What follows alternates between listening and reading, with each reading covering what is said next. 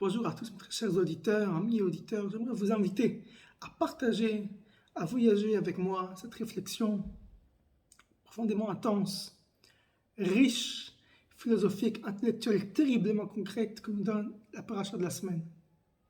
Cette paracha, le prophète des nations, Bilam, dit « Matovu alecha Yaakov, ishkenotecha Israël » que son bel téton Jacob était temple Israël. D'ailleurs, cette phrase anodine se cache une réflexion extrêmement intéressante. Yaakov et Israël sont une et même personne. Seulement, Jacob, c'est ce berger, c'est cet homme qui se connecte à son Créateur, transcende la matière, vit une spiritualité épanouie. Israël, c'est ce père qui devient une famille, qui devient une tribu, qui devient par la suite un peuple.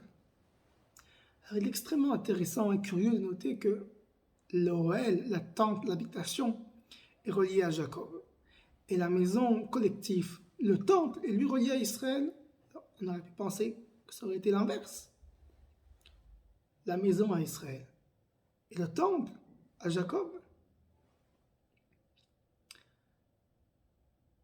La question, ou plutôt le questionnement qui se cache derrière, est de savoir est-ce que le judaïsme, et le juif en particulier, est amené à être universel, universaliste, à se propager au monde entier, ou individualiste, à se concentrer par lui-même, pour lui-même.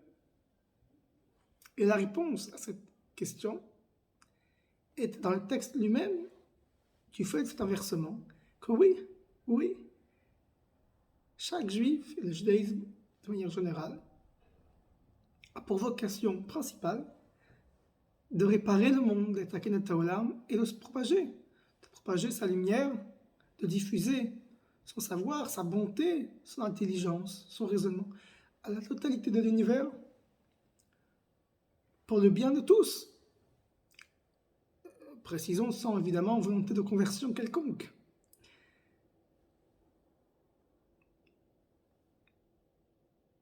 Il y a deux dangers, double danger. Le premier est celui de cultiver son savoir, son intelligence, et de garder ce précieux héritage pour soi-même. Le deuxième, beaucoup plus majoritaire, est justement de se tromper par volonté d'universalisme, de partager sa culture, sa religion, sa croyance, son patrimoine, de le faire en perdant justement qui nous sommes, qui es-tu, en faisant un livre magnifique sur le judaïsme sans kippa ni peot. Et mes amis, c'est tout le paradoxe du judaïsme. C'est justement, totalement, en étant un juif, en étant un Jacob, en étant extrêmement juif, enraciné dans sa culture, attaché dans ses pratiques, fort dans sa croyance, que dans ce cas-là, on est amené à partager ce patrimoine-là à la totalité du monde entier, sans volonté de conversion évidemment, et quelle que soit la personne, homme, femme, sans aucune considération. Mes amis, c'est Bilam qui nous dit ce message, un prophète non juif. On peut regarder avec ironie que Yann Moix donne une louange sur le judaïsme. Ça fait toller dans le monde médiatique, mais qu'aucun philosophe juif ne dirait la moitié ou le quart de ce qu'il dit. Aujourd'hui, le monde occidental, européen, parfumé de progressisme, humanisme, nous dit que un homme, c'est une femme comme un autre, une femme, c'est un homme comme un autre. Nous dit que l'horizon de la sexualité, c'est LGBTQ+. Un petit garçon de 7 ans peut dire « je suis une fille », la nature s'est trompée. C'est de pouvoir peut-être faire des avortements à 9 mois, parce que notre projet bébé a changé. C'est de considérer que vendre des utérus, des ovocytes, des ovules, des spermatozoïdes, des ventres de femmes, ça amène au progrès.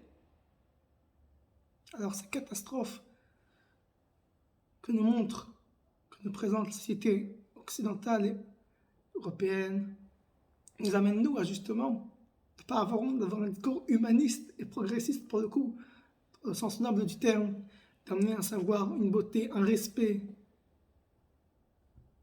un respect de la nature, un respect de son créateur, une certaine déontologie, un, un respect qui se transmet de génération en génération, un savoir-vivre dans des lignes très très larges qu'on doit être amené à partager à l'ensemble de la société, qu'on puisse partager cette lumière.